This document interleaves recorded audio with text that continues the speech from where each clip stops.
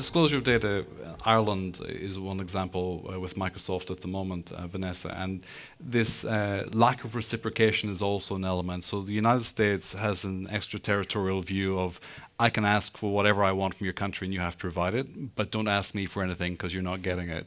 Is that a fair way to categorize it? I think that would be the perspective of European law enforcement authorities, indeed. But what we see is that at least some national law enforcement authorities, and they're backed by their legislator, are doing right the same thing. So some national legislators are adopting the same view and saying, well, we don't care where you are, as I said with Skype.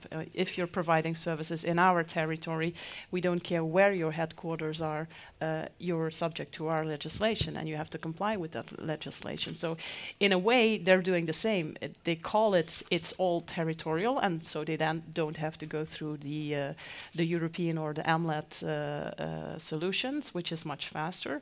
But in a way, they're doing exactly the same as the United States. Only I don't know how long this game can continue to go on. I mean, the United States definitely has much greater economic power than some of the smaller member states of the European Union who are doing that in this very moment. So how, from your perspective, does this get fixed? Will Europe take an economic power view of this, or will it take a legal principle view? Well, I think we will have to wait for the outcome that will be put on the table by the European Commission, but what, in my view, would be good that we take a European view on this, and that we try to get to a common understanding, first of a number of terms, because there's a lot of confusion. I mean, I think, was it Cathrin who mentioned access logs, that is considered to be subscriber data? I think under some, it's rather metadata already, right? So so I think there's a lot of confusion already when it comes to certain terms, to clarify that. But it would be good to have a truly European perspective on this, and a coherent framework. Why at this stage is it so difficult to clarify the terms? Is there simply a lack of trust between judicial authorities, law enforcement authorities, and the traditions don't allow the crossover? Cathrin?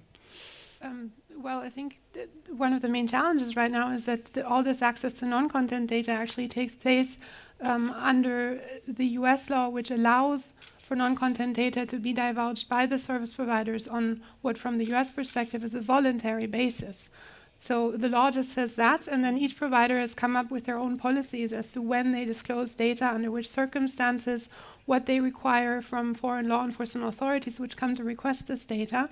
And then they have different definitions of what categories they disclose. And as Vanessa was saying, some say the access logs are subscriber data, others say it's metadata, some require a court order from everyone for everything, others say we will only give you the data if the IP address at first login or at last login resolves to your particular country.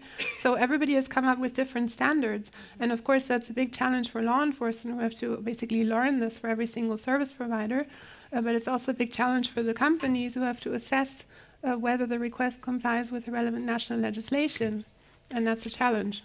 John, the case in Ireland, amicus briefs have been filed. I know there's some encouragement for people to participate from Europe in this and lodge with the Supreme Court. Give us some background on this case. Why is it so important? Well, we had some discussion of the U.S. statute called the Stored Communications Act. Which is, I think you'd look back and say, considering that it was written in 1986, before the World Wide Web and before probably anybody in this room was using email, it's done pretty well. But, back then, there was never a conception that we would have the global internet with data centers in all the major population areas in the world we live in today. And we brought the case because the U.S. court in Southern District of New York, Manhattan, issued a search warrant for a customer's content and subscriber data. Now, the subscriber data we actually hold in the U.S., and so we provided that, but we said the content here sits in Dublin in our data center, and we don't believe the U.S. statute, as intended by Congress, is supposed to reach this. So we opposed the search warrant.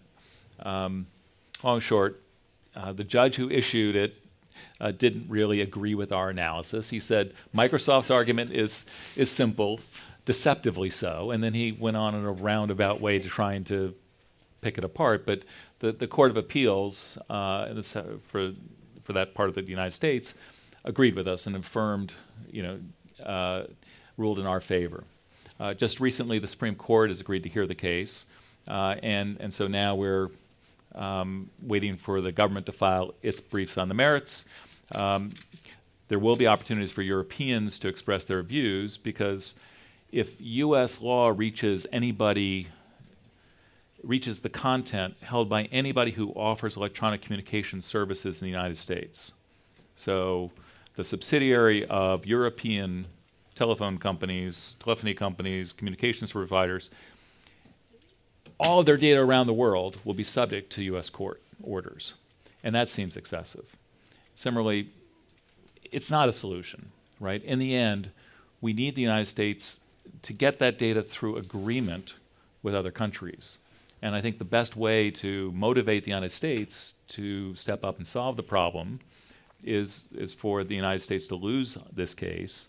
And then I think that is the catalyst for an agreement with Europe, so we can have law enforcement can get access across the country, across the Atlantic, no matter where data is stored, but respecting fundamental rights.